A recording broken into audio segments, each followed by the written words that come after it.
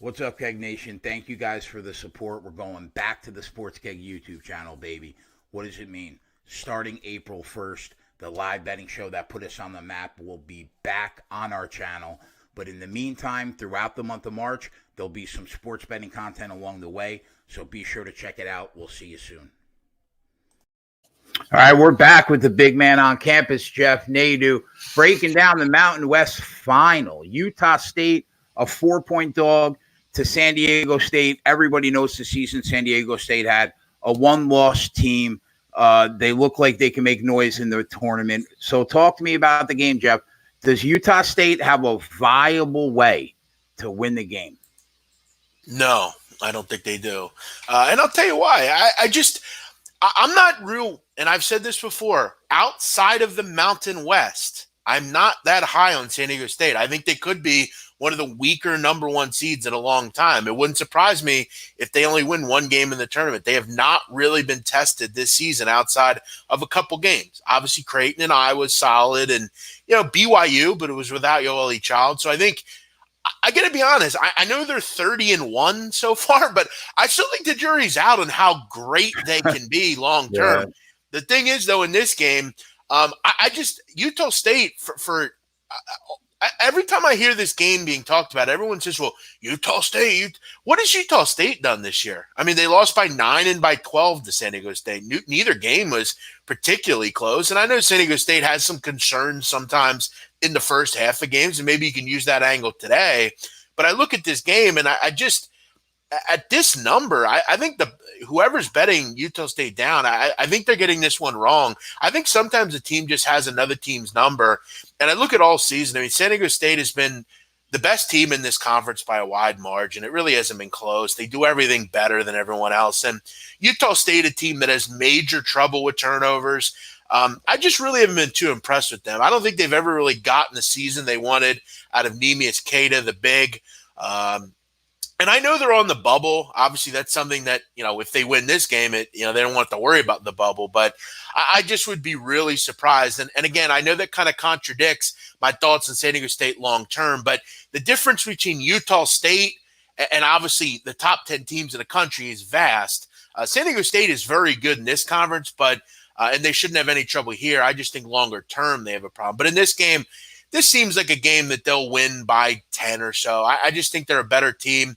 They do everything at the highest level possible in this conference. And all year, there really hasn't been a team close. And you look at the best team outside of San Diego State, Utah State, lost by 9 and by 12 here. Yeah, and I always see you talking every year about that one mid-major team that's got 1 or 2 losses that everybody thinks is a Cinderella. And then when they go finally play real teams later in the NCAA tournament, they get waxed, right? And I totally get it. I mean, Malachi Flynn, it's really good. Yanni Wetzel, really good. Matt Mitchell, really good. In this game in particular, what is Utah State going to get from anybody aside from Sam Merrill? Like, right or wrong? That's the thing. I mean, unless Queta goes off, and I think again, one of the problems San Diego State has is they don't have much depth in the front court. I mean, outside of Wetzel, you've been without Nathan Mensah for a while.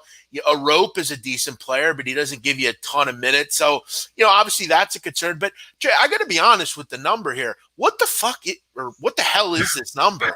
I don't want to swear, but this number makes no sense to me. I mean, what is San Diego State showing you that they can't win this game by 7 to 10 points? I mean, even the last couple of games, Jay, where you go down against Boise, you're down double digits. They come 17. back and they were down. You come back and win by 13. Air Force. I mean, what is shown that Utah State should hang in this game? It just doesn't give me much. I guess the only concern if you're San Diego State is Queta goes off, and he certainly is capable of it. But you look at it, I just haven't seen a ton from, as you said, outside of Merrill and Queta. Who else steps up? I mean, Brock Miller, Justin Bean. Not a lot of these guys really haven't come to fruition. I just think San Diego State's too strong.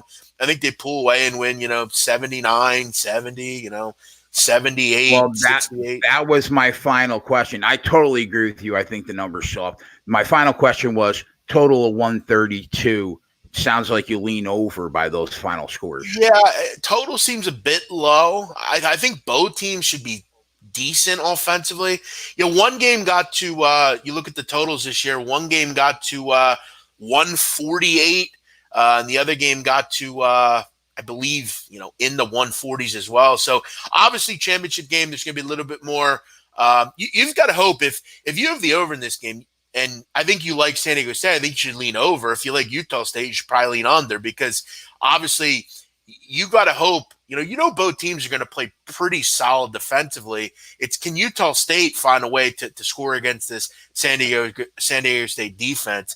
I feel like, as I said, I think this is like at worst, a 75-68 type of game. And I think this game gets to the high 130s. I was surprised to see it at only 132. All right, there you go, guys. Big man on campus, like San Diego State, and I couldn't agree more. I'll be on it with them. So thanks for checking us out. We'll see